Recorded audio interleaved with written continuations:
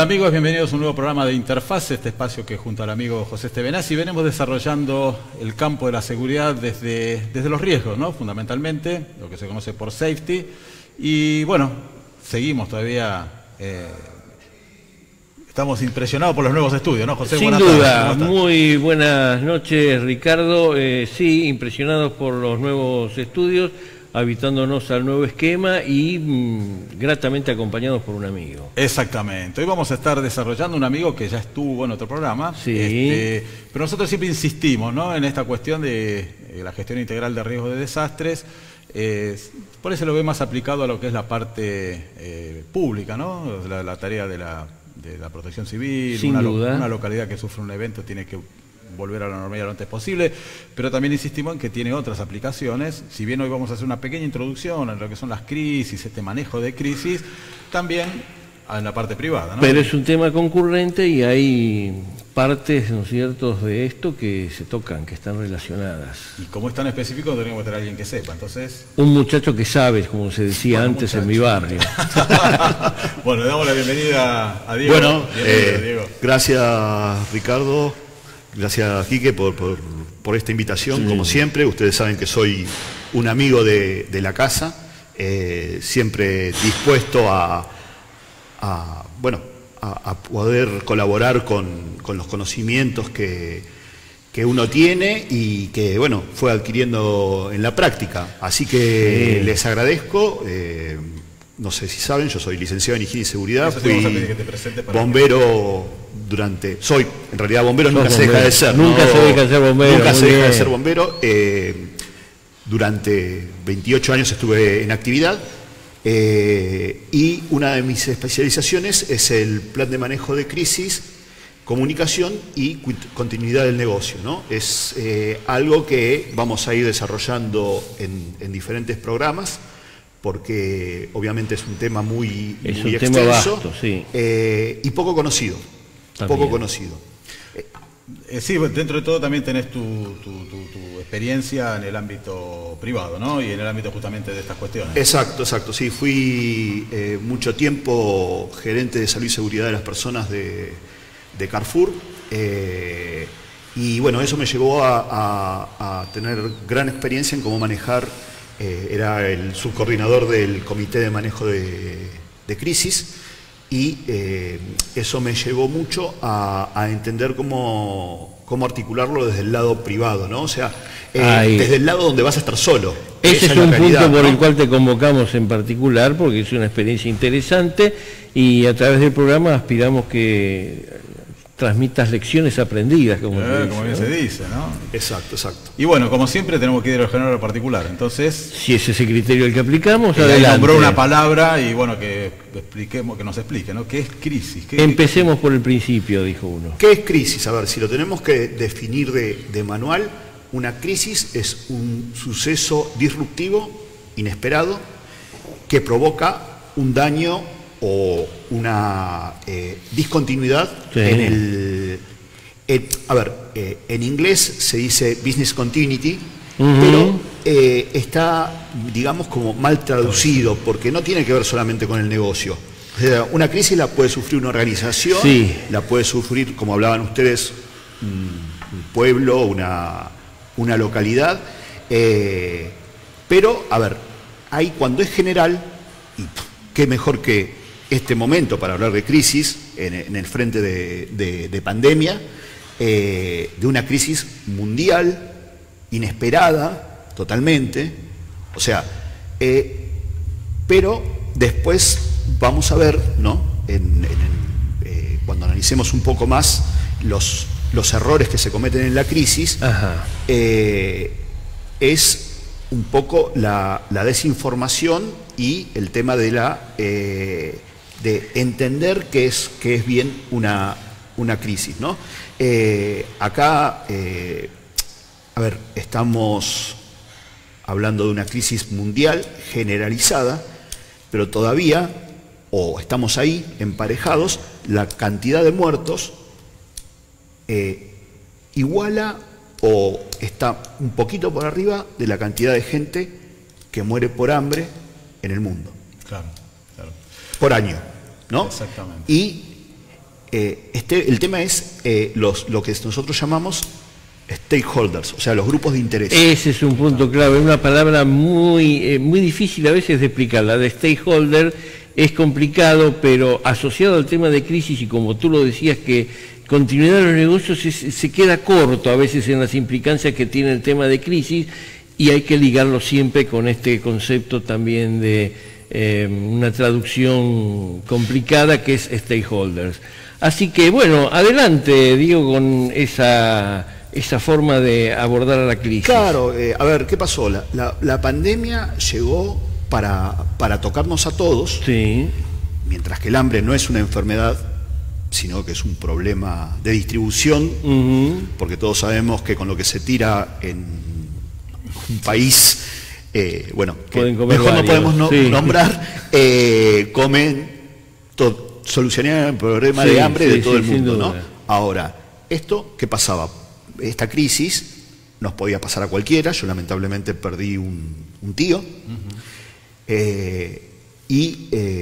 pero podía tocarle al Papa, podía tocarle... Sí, sí. Entonces ahí está donde están los stakeholders, ¿no? Los grupos de interés. Ahí va. Y entonces ahí, como esto podía golpear a cualquiera, Sí. y a ciertas poblaciones en particular, según se cuidaban, según no se cuidaban, según lo que tenían, ¿sí?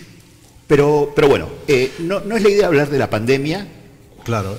No, está bien como ejemplo, porque además se dio la característica que muchas veces veíamos eventos adversos que pasan a nivel mundial, donde está localizado físicamente en algún lugar por un tiempo determinado. La pandemia nos tocó a todos a la vez, por un tiempo prolongado, que de hecho todavía estamos. Exacto. Entonces, bueno, puso también en primer plano esta cuestión de cómo gestionarla, de no solamente tocarlo desde el punto de vista Sí.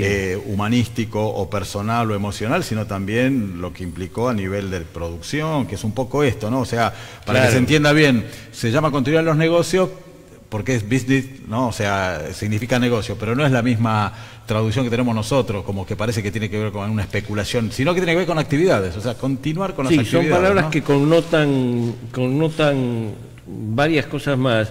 Y en ese sentido, si bien la crisis es global, la crisis, cuando uno la va localizando por región, por país, por comunidad, empieza a tener variables sumamente Claro. interesantes, y ahí es donde tenemos la oportunidad de cosechar lecciones aprendidas. Exactamente, eso digo. Exactamente, bueno, y ya yendo a lo particular, que La me parece que es lo que Sí. nos interesa tratar, acá estamos todos en el mismo barco, ¿no? Independientemente de que yo le preguntaba a un amigo, el doctor Gudesblatt, que quiero nombrarlo porque para mí es una eminencia, Sí. que está trabajando, él trabaja en el CONICET, y es mi referencia con respecto al COVID, Claro. porque a todo el CONICET lo pusieron a trabajar en el tema del manejo de la pandemia. Su especialidad es otra, pero es mi guía, ¿no? O sea, me guío por él y no por los medios de comunicación que a veces tergiversan un poco la información, o digamos hacen un escándalo de esto. Y bueno, él me decía claramente, es menos lo que sabemos, es más lo que no sabemos que lo que sabemos, ¿no? Claro. Sobre esto en particular. Claro, Ahora, yendo ya al tema, como les decía, acá estamos todos en el mismo barco, Claro. ¿no? Digo, como decís vos, en diferentes lugares del mundo. A la vez. Sí. Claro, en diferente época, justamente el doctor Gudesblatt me decía, mirá, lo que sí notamos es que es por regiones, ¿sí? O sea, ahora le tocó la cuarta o tercera ola a Europa, ¿sí? Y acá estamos bajando en todo lo que es Sudamérica, excepto Brasil, estamos bajando. Uruguay, Argentina, a pesar de que tenemos picos, ¿no? Sí, sí. Pero bueno, vamos a... Me A parece ver, mejor... ¿cómo lo gestionamos? Mejor, O sea, claro, a claro. ver, vamos a un caso práctico, bueno, vos te encontrás con una situación, igual sos quien tenés que gestionar los riesgos, una crisis, bueno, ¿por dónde empezás? Identifica. Bueno, esto empieza muchísimo antes, ¿no? O sea, yo si estoy en una empresa o en una organización, no necesariamente tiene que ser una empresa, tengo que hacer un análisis de los riesgos, ¿no? Y esos riesgos, algunos se pueden mitigar, como lo sabemos, desde nuestro punto de vista profesional, ¿no? O sea, si yo tengo un elemento que es combustible, como habitualmente usan en el taller, nafta para limpiar las herramientas y todo eso, sabemos profesionalmente que hay elementos que no son inflamables y que son desengrasantes. Entonces, eliminemos el riesgo, que es lo primero que tenemos que hacer los prevencionistas, eliminemos el riesgo y ahí evitamos la posibilidad de una crisis. Claro. ¿no? Es muy difícil muchas veces eliminar un riesgo, pero bueno. Y ahí viene el segundo paso. Tratamos de mitigarlos. Entonces, Claro. si no podemos eliminar el riesgo, entonces, ¿qué podemos hacer? Poner una barrera. ¿Sí? Ajá. O sea, poner una barrera o poner algo que contenga eso. O sea, si vamos a poner una batea para lavar objetos con elementos combustibles, pongámoslo en un lugar ventilado, al exterior. Por ejemplo, ¿no? Sí, sí. Ahí no estamos mitigando el riesgo porque el riesgo puede existir, ¿sí? Y por último viene, y ahí es una crítica que le hago a mis colegas, la protección de las personas, ¿sí? Ustedes saben cuál es el símbolo de higiene y seguridad. ¿Cuál es?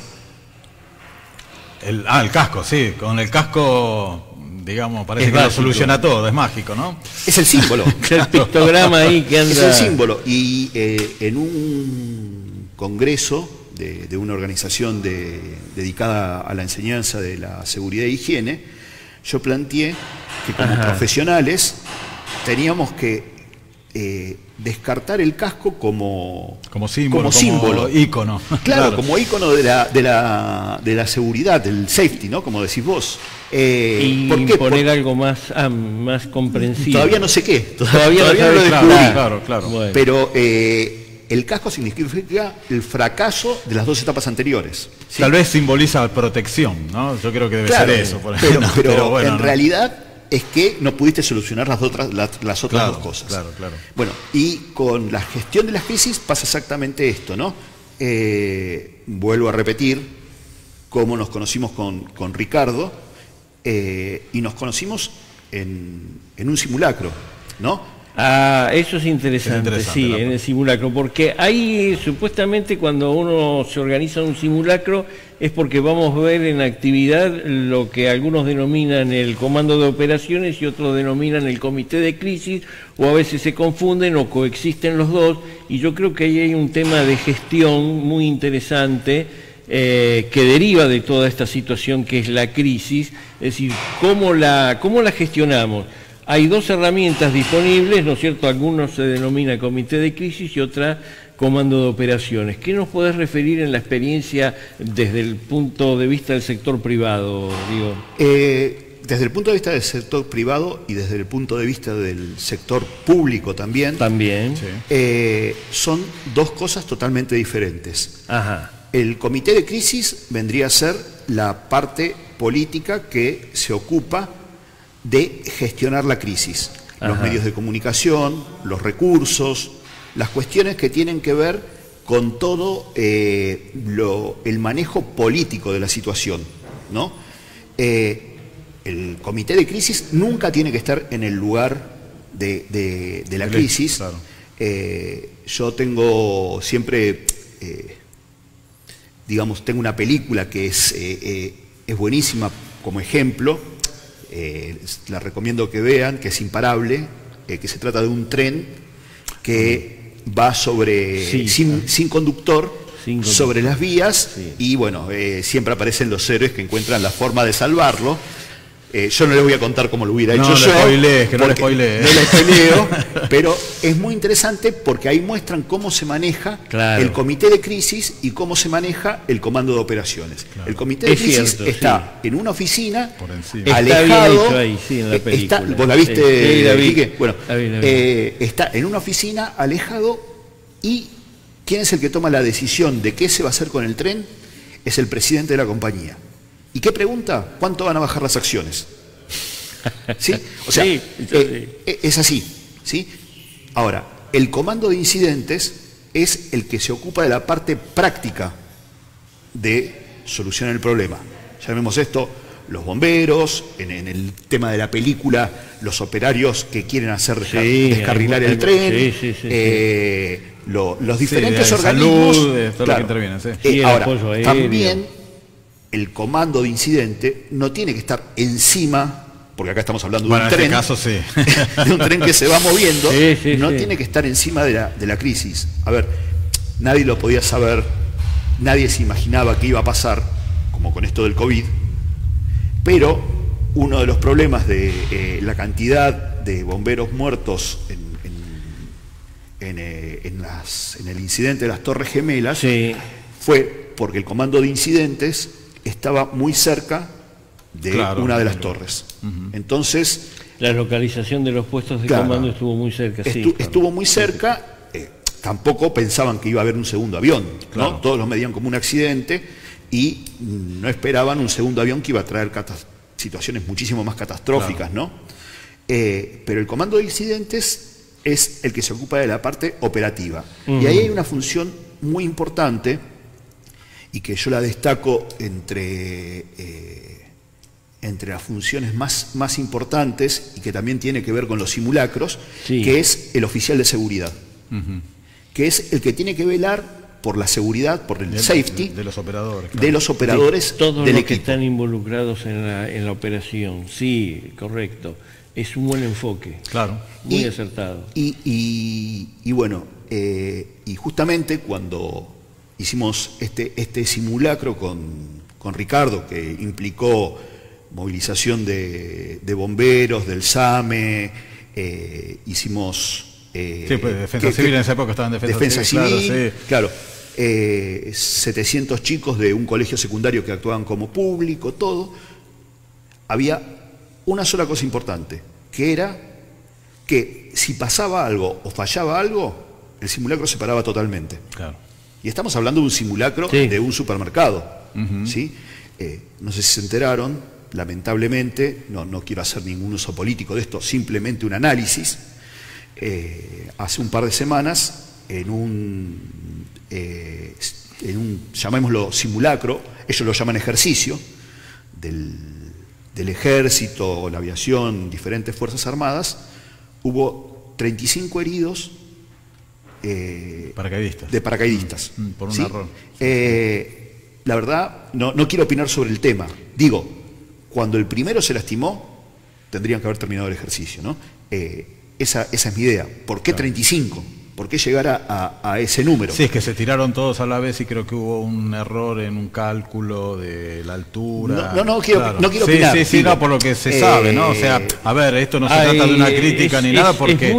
Es multicausal el tema de ese incidente. La propia gente experta, la gente que está en las ciencias militares, van aportando desde cada disciplina en particular hasta configurar lo que estamos esperando, que en algún momento salga un reporte final analizando este particular incidente que deriva en esos 35 paracaidistas con diverso tipo de lesiones y que fueron aeroevacuados. Pero además, lo interesante de todo esto, y haciendo referencia a lo que tú también dijiste de la rentabilidad de la empresa ante el suceso, hay que consultar para cada una de las fuerzas intervinientes, en este caso eran Ejército y Fuerza Aérea, cuál es el cálculo de bajas esperadas en un tipo de lanzamiento con esas características. Estamos hablando de la Puna, la altura también influía en el desplazamiento de la aeronave que tiraban los paracaidistas, los cálculos de navegación, muchos factores, es sumamente complejo, pero lo interesante, lo primero que salió fue que en el caso de esto haber sido una operación de guerra efectiva, se esperaba como mínimo un 4% de bajas, que en la proporción de los paracaidistas que se lanzaron no estaba desfasado lo que pasaría en una situación real.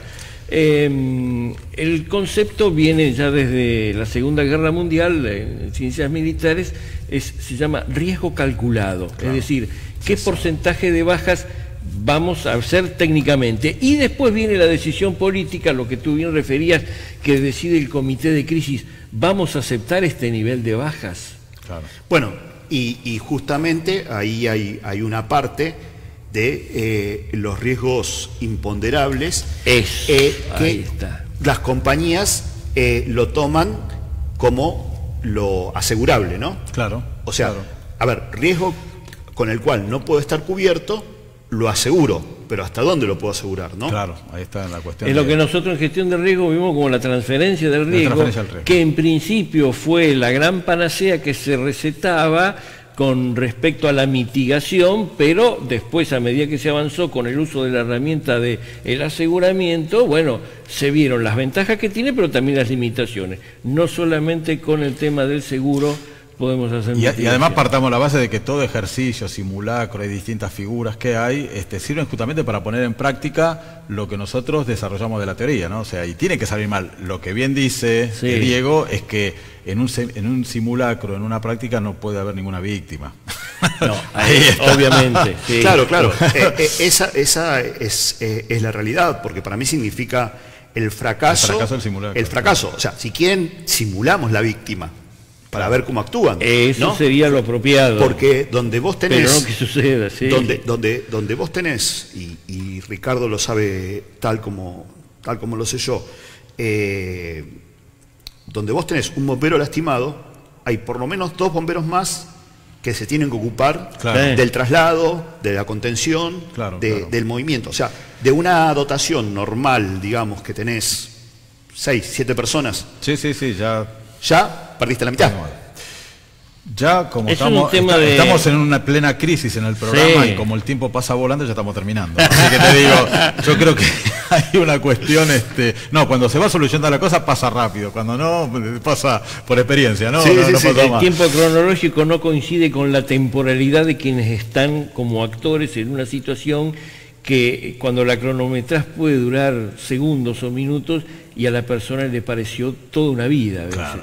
Esas situaciones límites a las cuales se ve expuesta la persona o los grupos, y esos son también un ingrediente fundamental de las crisis. Pero acá creo que lo importante, Diego, es una cuestión que tiene que ver con las comunicaciones, ¿no? Las comunicaciones en crisis. Sí, las comunicaciones te pueden, por parte de la empresa, hablemos en este caso por mi cuestión particular, te pueden o ayudar o perjudicar en el manejo de la crisis. Creo que es el próximo tema a abordar, simplemente como riesgo. Muchos vivieron el Día del Padre del año 2019, en su casa, comiendo un asadito. Yo lo viví en un comité de crisis. Claro. Porque fue el día del corte masivo de electricidad en todo el país. ¿Qué afectó el país? Sí. La idea es, a ver, un supermercado opera 100% con electricidad. Claro. Por más que todos tenían grupo electrógeno, había que ver cuánto les iba a durar el combustible. Claro.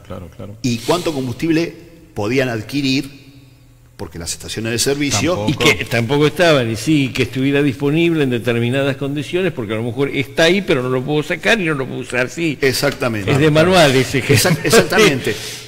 Entonces, bueno, fue un Día del Padre atípico, claro. Pero por lo menos con una experiencia vivida real de una crisis que, digamos, para nosotros era diferente para el almacenero que el domingo tiene cerrado. Claro. De ahora la actividad y además, bueno, esto sirve... En un día claro. Además, desde ya que todas estas cuestiones que estamos hablando hay que hacerlas previamente, no en el momento de la crisis, ¿no? O sea, toda esta información, que ahí viene la cuestión de los planes, de continuidad de los negocios, continuidad de las actividades, y que también desde el punto de vista de la gestión de riesgos, tal vez lo que se busca, y esto seguramente lo vas a estar explicando en próximos programas, en continuidad de negocios, identificar los riesgos, digamos críticos, ¿no? O sea, qué cosas pueden ocurrir para que desde el punto de vista de la producción, este es el caso, ¿no? Energía, no se puede atender, no se puede abrir... ¿Qué priorización les damos a los riesgos? ¿Cuáles son esos procesos críticos? Además, los procesos críticos e involucrados en los diferentes riesgos, y también la necesidad de en algún momento priorizar de alguna manera los riesgos. Es decir, la elaboración de escenarios de riesgos es una de tantas herramientas disponibles como para lograr afinadamente por múltiples actores, tomándolo de stakeholders, el tema de, bueno, vamos a priorizar los riesgos de esta manera, y porque entre los varios participantes del tema lo acordaron de determinada manera, manejando en común alguna herramienta. Ese es el punto que creo que desde la gestión es lo válido. Sí, sí, sí. Y realmente, digo, para redondear y pasando al tema que vamos a tratar en la próxima, la comunicación, ¿no? Alguien dijo en la tragedia de Once, si estuviera pasado ayer, no hubiera habido las víctimas que hubo. Claro. Pésimo error. Exacto. Así fue la declaración de un funcionario, sí. Bien. Bueno, gracias nuevamente por la visita. Vamos a estar en otros programas seguramente. Por favor, gracias a ustedes siempre por invitarme, por tenerme en cuenta. Sí. Saben que pueden contar conmigo, cualquier persona. Creo que ahí en el ¿cómo se llama? El graph. No tengo todavía la práctica profesional tuya de esto de la conducción. Está mi página web. Dentro de mi página web me pueden hacer, está mi mail, mi Facebook, mi Instagram, bueno, todo lo que tenemos que tener, hoy en día. Las redes, sí. Así que cualquier cosa que quiera preguntarme alguien de la audiencia, no tiene más que dirigirse ahí y bueno, estoy al servicio de la comunidad como lo estuve siempre como bombero. Perfecto, bueno, muchas gracias, Diego. Al contrario, gracias como siempre, a vos, Diego. La tradición, despedite vos. Muy buenas noches, gracias a todos, gracias al apoyo de la gente de Canal 22, como siempre los esperamos en un próximo programa de Interfaces, si Dios quiere, todos juntos.